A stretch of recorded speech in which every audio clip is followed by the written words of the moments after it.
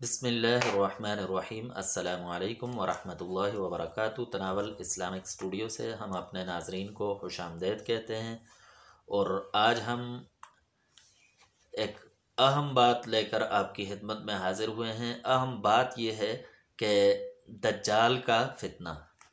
تو دجال کا فتنہ وہ ایسا فتنہ ہے کہ جس سے آپ صلی اللہ علیہ وسلم نے بھی پناہ مانگی ہے، اور تمام صحابہ نے بھی پناہ مانگی ہے۔ صحابہ اس کے لیے اللہ تبارک و تعالیٰ سے اس سے حفاظت کے لیے دعائیں کیا کرتے تھے، اللہ تبارک و تعالیٰ سے اس کی پناہ مانگا کرتے تھے۔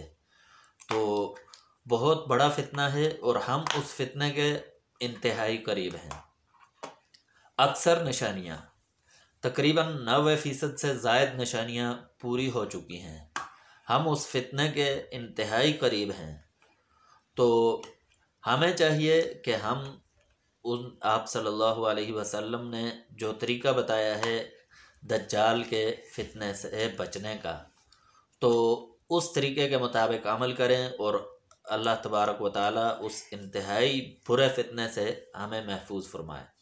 تو آج پرفتن دور ہے، ایسا دور ہے کہ دو چند پیسے کی خاطر انسان اپنے ضمیر کو بیچ دیتا ہے۔ تو آیا وہ اتنا بڑا فتنہ کہ جس کو اللہ تبارک و تعالیٰ نے بہت بڑی قوت سے نوازا ہوگا، وہ اپنے ماننے والوں کو اس پر تفصیل سے بات کریں گے کسی دن انشاءاللہ تبارک و تعالیٰ۔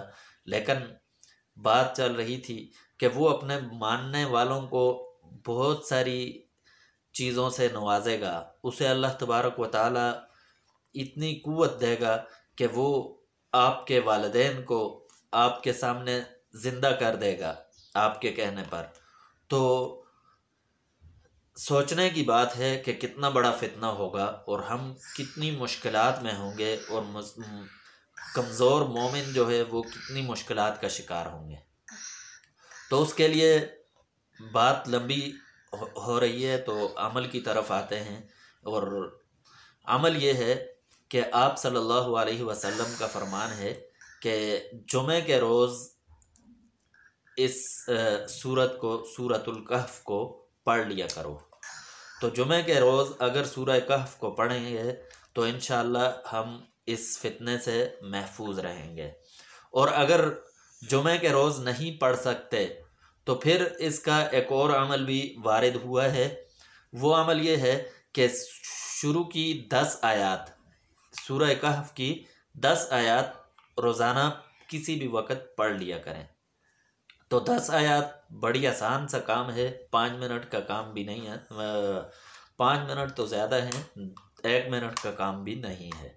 تو بہت مختصر سا عمل ہے، اس کو روزانہ کا معمول بنائیں، اور اللہ تبارک و تعالیٰ سے اس فتنے سے حفاظت کے لیے دعا کرتے رہیں۔ وما علینا الا البلاغ۔